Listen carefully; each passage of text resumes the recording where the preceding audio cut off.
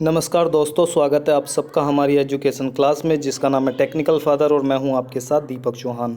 तो आज का लेक्चर स्टार्ट करते हैं। जैसा कि आप लोग जानते हो कि टेस्टिंग के हम लेक्चर जो सीरीज़ थी वो चला रहे थे, तो लगभग 4 से 5 वीडियो टेस्टिंग की आ चुकी हैं। अगर आपने वो नहीं देखी है तो प्लीज़ एक बार टेक्निकल फादर की जो प्लेलिस्ट है आप उसमें जाकर उन्हें देख सकते हो, ताकि आज के जो लेक्चर से या और आने वाले लेक्चर से जो जितने भी टेस्टिंग के लेक्चर आएंगे उनसे आप उन्हें कोरिलेट कर सको। आज का लेक्चर बहुत इंपॉर्टेंट है, इसलिए इसे मिस मत करना और एंड तक इसे कंटिन्यू आप लोगों को देखना है, क्योंकि बीच में मैंने काफ़ी सारी चीज़ें इसमें इंपॉर्टेंट बताई हुई हैं। यस, आप जानते हो कि हमारा व्हाट्सअप नंबर है। जितनी भी हमारी वीडियो आती हैं, अगर आप उनके PDF नोट्स लेना चाहते हो तो इस व्हाट्सअप नंबर पर कॉन्टैक्ट करके आप उन्हें ले भी सकते हो। तो सबसे पहले मैं आप लोगों से पूछना चाहूँगा कि ये जो मशीन आप लोगों को दिखाई दे रही है कौन सी मशीन है, इसकी जो फुल फॉर्म है। वीडियो को आगे देखने से पहले वीडियो को पॉज करो और कमेंट बॉक्स में इस मशीन का नाम आप लोगों को नीचे कमेंट बॉक्स में बताना है। तो चलते हैं अपने लेक्चर की तरफ। टेस्टिंग एंड क्वालिटी कंट्रोल जो आज हम पढ़ने वाले हैं, टेस्टिंग एंड क्वालिटी कंट्रोल, उसमें हम जो पढ़ने वाले हैं वो टेंसाइल स्ट्रेंथ पढ़ने वाले हैं। तो देखते हैं इसमें क्या क्या चीज़ें आज आपको डिस्कस करनी है। जब किसी नए प्रोडक्ट, कोई भी नया प्रोडक्ट है, उसे बाज़ार में भेजने का विचार किया जाता है। अगर कोई कंपनी है, उसने कोई भी नया प्रोडक्ट बनाया है तो वो क्या करेगी, उसे मार्केट में लॉन्च करेगी। लेकिन उसे मार्केट में लॉन्च करने से पहले उसे ये ज्ञात होना कर लेती है वो कि जो प्रोडक्ट हम बना रहे हैं वो एक बेस्ट मटेरियल का बना हुआ होना चाहिए। क्योंकि जैसे ही वो मार्केट में जाएगा तो मार्केट में उसकी कंपटीशन में जो प्रोडक्ट है उसके कंपटीशन में दूसरा एग्जिस्ट ना करता हो, ये हर कंपनी सोचती है। कई बार आप लोगों ने देखा होगा, जैसे ही कोई फ़ोन है, मोबाइल है, वो जैसे ही मार्केट में आता है तो उसकी जो क्वालिटी होती है वो बहुत अच्छी होती है। लेकिन जैसे जैसे ही वो अपनी मार्केट पे पकड़ अच्छी बना लेता है तो उसकी जो क्वालिटी होती है वो नीचे गिरती जाती है।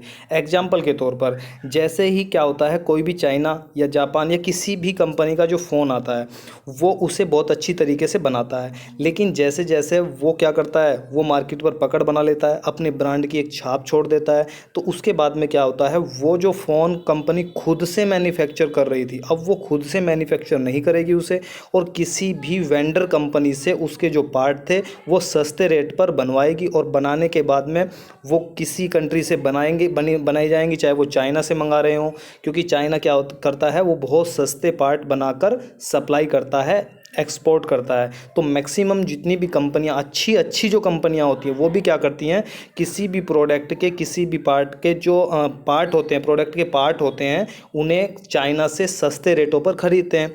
और आप लोग जानते होंगे कि अगर हम किसी भी सस्ते रेट पर कोई चीज़ खरीदते हैं तो वो क्या होता है, उसकी क्वालिटी से समझो हम समझौता कर रहे हैं, यानी कि उसकी क्वालिटी उतनी ही लो हो जाएगी जितने वो सस्ता प्रोडक्ट आएगा। तो जब वो चाइना से मंगाया जा रहा है तो चाइना उसे सस्ता दे रहा है, तो यानी कि उसकी क्वालिटी कैसी रही होगी, आप जानते ही हो कि चाइना की जो क्वालिटी होती है प्रोडक्ट की वो अच्छी नहीं होती। तो जब वो प्रोडक्ट आते हैं और वो किसी विशेष, मान लो कि वो कंपनी या तो कोरिया की थी, जापान की थी, इंग्लैंड की थी, चाहे वो अमेरिका की थी, चाहे जहाँ की भी थी, उस कंपनी ने चाइना से प्रोडक्ट मंगाए और अपने यहाँ पर उसे असेंबल किया। असेंबल करने के बाद में अपना जो ब्रांड नेम था वो चिपकाया, और वो चिपकाने के बाद में वो मार्केट में भेज दिया। अब वो किसके नाम से बिक रहा है, अब वो बिक तो अमेरिका के नाम से रहा है, लेकिन क्या उसके अंदर जो पार्ट यूज किए गए हैं वो अमेरिका में मैन्युफैक्चर हुए हैं? नहीं, वो चाइना में मैन्युफैक्चर हुए हैं। तो ये जितनी भी कंपनियां होती हैं वो मैक्सिमम ऐसा ही करती हैं, यानी कि जैसे ही मार्केट में प्रोडक्ट आता है तो बहुत बेस्ट आता है, तो स्टार्टिंग में ही उसे ख़रीद लेना चाहिए अगर आपको यूज करने के लिए चाहिए, क्योंकि स्टार्टिंग में हर कंपनी अपने प्रोडक्ट को, अपने ब्रांड को बहुत अच्छी क्वालिटी के साथ मार्केट में सेल करती है।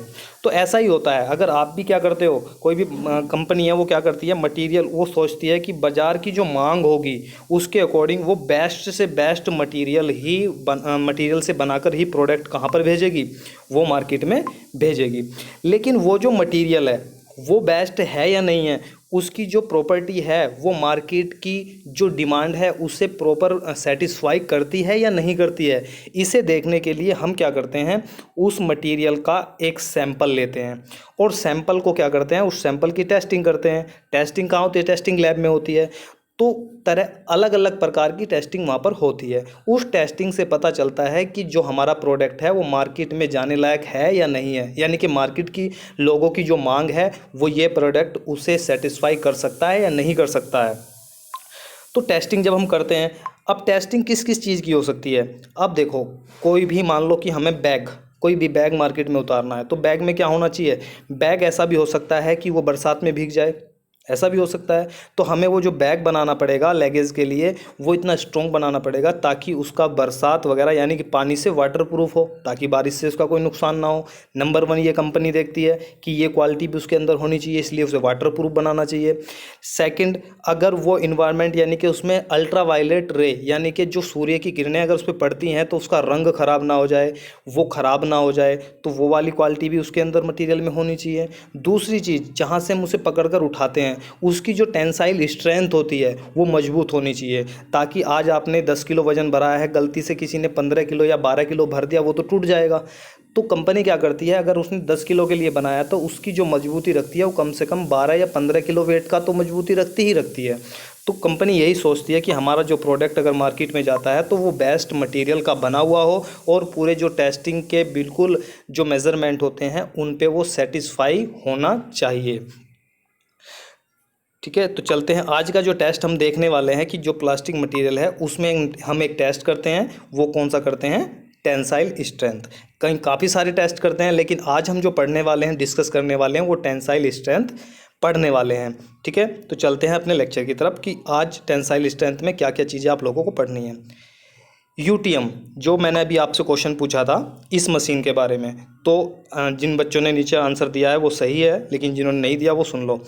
तो ये जो मशीन होती है इसका नाम होता है यूटीएम मशीन। यूटीएम की फुल फॉर्म कई बार पूछ ली जाती है, पूछा कैसे जाता है हम क्वेश्चन देख के चलते हैं। टेंसाइल स्ट्रेंथ, किसी भी इंटरव्यू में अब आप बैठे हो तो वहाँ पर आपसे पूछा जा सकता है कि टेंसाइल स्ट्रेंथ क्या होती है। टेंसाइल स्ट्रेंथ क्यों करते हैं ये आपको पता चली गया, क्योंकि टेंसाइल स्ट्रेंथ जब हम करते हैं, क्यों करते हैं, ताकि हमारा जो प्रोडक्ट मार्केट में जाएगा उसकी जो मजबूती हो वो बहुत अच्छी होनी चाहिए, इसलिए उसे हम पहले ही कंपनी में टेस्ट कर लेते हैं ताकि मार्केट में ये हमारा नाम खराब ना हो जाए। तो इसकी फुल फॉर्म क्या होती है, यूनिवर्सल टेस्ट मशीन। ये क्वेश्चन आप लोगों से पूछा जा सकता है, इसलिए आप लोगों को इसे याद कर लेना है। ये टेंसाइल मशीन की जो अंदर की जो भी आप देखते हो, जहाँ पर स्पेसिमेन जहाँ ग्रिप किया जाता है, ये आप वो वाला स्ट्रक्चर देख सकते हो। फोर्स मेजरमेंट टेस्ट स्पेसिमेन, जो स्पेसिमेन का मतलब जो सैंपल होता है, जो आप एक कट पीस लेते हो जिसे आप टेस्ट करते हो, तो वो किस आकार का आप लोगों को देखने को मिलेगा, वो इस आकार का, इस साइज का आप लोगों को देखने को मिलता है। तो इसे हम क्या करते हैं, इस स्पेसिमेन को इसके अंदर ग्रिप कर देते हैं। ये ग्रिप देख रहे हो आप दोनों तरफ, इसे यहाँ से भी हम लॉक कर देते हैं और यहाँ से भी इसे लॉक कर देते हैं, और ये साइन आप देख रहे हो ऊपर की तरफ, ये नीचे की तरफ। तो इसमें क्या होता है, जैसे ही ये स्पेसिमेन इस मशीन में लगाया जाता है तो एक फोर्स होता है जो ऊपर की तरफ लगता है, एक फोर्स होता है जो नीचे की तरफ लगता है। अब जब ये फोर्स इस स्पेसिमेन पे ऊपर की तरफ लगेगा और नीचे की तरफ लगेगा तो क्या होगा, इस स्पेसिमेन में खिंचाव आएगा, और खिंचाव आने के बाद में एक समय तो ऐसा आएगा कि ये खिंचता रहेगा, जब तक इसकी इलास्टिसिटी है तब तक तो खिंचता रहेगा। लेकिन जहाँ पर इसका एक पीक पॉइंट आएगा जिसे हम यील्ड पॉइंट बोलते हैं, ग्राफ भी हम पढ़ेंगे, देखो आज टाइम रहा तो आज के लेक्चर में पढ़ेंगे, लेकिन हम या फिर सेकंड लेक्चर में हम उसे ग्राफ को देखेंगे, स्ट्रेस और स्ट्रेन का जो ग्राफ होता है। तो जैसे ही ये खिंचता रहेगा, जब तक इसकी इलास्टिक है जब तक तो खिंचता रहेगा, लेकिन जब इस पर कुछ ज़्यादा ही फोर्स अप्लाई हो जाएगा तो फिर ये खींचेगा नहीं और ये वहाँ से क्या कर जाएगा, ब्रेक कर जाएगा, ये टूट जाएगा। तो जहाँ पर ये टूटा है, वो जो लोड था, वो जो फोर्स था, उसे ही हम कैलकुलेट करते हैं और वहाँ पर हमें पता चल जाता है कि ये कितने लोड पर या कितने फोर्स पर टूटा है, वहीं पर इससे कैलकुलेशन कर लिया जाता है। टेंसाइल स्ट्रेंथ को पढ़ने से पहले सबसे पहले मैं आपको स्ट्रेंथ बता दूं तो ज़्यादा आपके लिए समझना बेनिफिट होगा। अब स्ट्रेंथ क्या होती है, यह प्लास्टिक का वह गुण होता है जिसके कारण प्लास्टिक मटेरियल भारी जो शक्तियाँ होती हैं उन्हें सहन कर सकता है। भारी शक्तियाँ कैसी, आपने बैग उठाया तो वो वजन है इस पर। अब एक चीज़ समझो, जब मैं बैग का एग्जांपल आप लोगों को दे रहा हूँ, ये बैग उठा लिया, ये यहाँ पर आपने इसका हैंडल देख लिया, आपने यहाँ से पकड़ा और उसे उठाया, तो आपका जो हाथ है उसे किधर की तरफ खींच रहा है, ऊपर की तरफ खींच रहा है, लेकिन जो ग्रेविटी लग रही है उसमें वो किधर की तरफ खींच रही है, वो नीचे की तरफ खींच रही है। लेकिन यानी कि जो आपने हैंडल पकड़ा हुआ है उस पर भी तो टेंसाइल स्ट्रेंथ उसकी भी तो अच्छी होनी चाहिए। आप ये देखो, ये स्पेसिमैन ये ऊपर की तरफ खींच रहा है, नीचे की तरफ खींच रहा है, तो यहाँ पर भी टेंसाइल स्ट्रेंथ की ज़रूरत होती है, यानी कि मजबूती की ज़रूरत होती है, क्योंकि यहाँ पर भी बिल्कुल सेम काम हो रहा है जो यहाँ पर हो रहा था। तो इसीलिए हम क्या करते हैं, टेंसाइल स्ट्रेंथ करते हैं। अब टेंसाइल की स्ट्रेंथ की क्या देख लेते हैं हम डेफिनेशन। मटेरियल की वह योग्यता या वह प्रॉपर्टी जिससे मटेरियल अधिक से अधिक खिंचाव सहन कर सकता है। ठीक है, जैसे फिशिंग रोड, आप लोगों ने देखा होगा मच्छी मारने की जो रोड होती है उसे आप उठाते हो, जैसे ही आपने जो डोरी होती है वो नीचे डाली होती है और जैसे ही उसमें आप वेट करके उठाते हो ऊपर को, तो उसमें क्या होता है वो मुड़ जाती है। अगर वो स्टिक उसकी टेंसाइल अच्छी नहीं होगी तो वो क्या कर जाएगी, वो ब्रेक हो जाएगी, टूट जाएगी। तो इसलिए आप उसकी क्या करते हो, उसकी टेंसाइल स्ट्रेंथ बहुत अच्छी होनी चाहिए ताकि वो टूट ना जाए। लेगेज, आप लोगों ने लेगेज जो बैग देखा होगा, बैग की जो टेंसाइल स्ट्रेंथ है उसके लिए। रस्सी होती है, रस्सी का आप देखते हो कि कहीं तो खेल होते हैं, रस्सी को खींचा जाता है, कुछ लोग इधर हो जाते हैं, कुछ लोग इधर हो जाते हैं, तो उसे खींचते हैं, तो उसकी टेंसाइल स्ट्रेंथ अच्छी नहीं होगी तो वो बीच में से टूट जाएगी और उनके चोट भी लग सकती है। ट्यूब है, रोड है, ETC। अब ये बहुत इंपॉर्टेंट चीज़ है, ASTMD। ठीक है, ये कई बार इंटरव्यू में पूछा ही जाता है, एग्जाम में पूछा ही जाता है कि ASTMD। पहली बात तो जो ASTMD है इसकी फुल फॉर्म आप लोगों को कमेंट बॉक्स में बतानी है, मैं आज नहीं बताऊंगा आपको, लेकिन मैं इसका जो इसकी जो वैल्यू है वो बता देता हूँ। तो इसका जो कोड होता है वो 638 होता है 638। जैसे MFI है, MFI का जो कोड होता है वो कितना होता है, स्टैंडर्ड होता है वो कितना होता है, ये आप कमेंट बॉक्स में बताओ, नेक्स्ट लेक्चर में मैं आपको बताऊँगा। अब आते हैं स्पेसिमेन की तरफ। अब स्पेसिमेन का स्टैंडर्ड देख लेते हैं। सबसे पहले मैं ये आप लोगों को स्पेसिमेन, या तो ये डंबल आकार का हो सकता है या फिर एक रोड आकार का हो सकता है, राउंड वाला, तो आप दोनों तरीके से इसे देख सकते हो। तो इसकी जो यहाँ पर क्या दिखाई गई है, एक ओवरऑल लेंथ दिखाई गई है। इसके बाद में क्या होता है, डिस्टेंस बिटवीन शोल्डर, ये जो शोल्डर्स हैं इसके बीच की जो डिस्टेंस है वो कितनी होनी चाहिए, या मैं एक काम करते हैं कि इसे हम इससे कंपेयर करते हैं ताकि आप लोगों को अच्छी तरीके से समझ में आ जाए।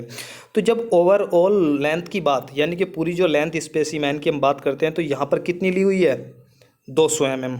ठीक है, जब हम बात करते हैं डिस्टेंस बिटवीन शोल्डर्स यानी कि ये जो है इसके बीच की जो डिस्टेंस है वो कितनी ली हुई है, तो यहाँ पर कितनी ली हुई है, 50 ली हुई है। ठीक है, और ये जो शोल्डर लेंथ नहीं ली हुई है मैं आप लोगों को बता देता हूँ, ये जो 50 mm ली हुई है ये गेज लेंथ ली हुई है, ये वाली। और ये गेज लेंथ जो होती है बहुत इंपॉर्टेंट होती है। क्यों होती है मैं आप लोगों को बताता हूँ, क्योंकि जब आप इसे इधर की तरफ मशीन से खींचते हो, स्पेसिमेन को इधर की तरफ खींचते हो, तो जो लोड पड़ता है वो मैक्सिमम इस गेज लेंथ पर ही पड़ता है। यानी कि हम ये कह सकते हैं कि जो हमारी एक्सपेरिमेंट जो पार्ट होता है एक्सपेरिमेंट करने का वो ये गेज लेंथ ही होती है, क्योंकि मटीरियल जो पार्ट होगा स्पेसिमेन होगा वो जब भी ब्रेक करेगा टूटेगा वो इसी पोर्शन से टूटेगा, इसलिए जो गेज लेंथ होती है वो बहुत ज़्यादा इंपॉर्टेंट हो जाती है। ये ग्रिप सेक्शन है, ग्रिप सेक्शन कौन से, एक सेकंड मशीन में देखो, ग्रिप सेक्शन ये होते हैं, ग्रिप सेक्शन जहाँ पर इसे लॉक किया जाता है नीचे की तरफ, यानी कि जो ग्रिप बनी हुई थी वो नीचे की तरफ फंस जाती है, ये ऊपर की तरफ फंस जाती है और बीच में ये हमारा जो गेज लेंथ है वो बच जाती है। ठीक है, ये मैंने दिखाया भी था, ये ग्रिप सेक्शन है ये दोनों के दोनों। ठीक है, जहाँ पर ये लॉक हो जाते हैं।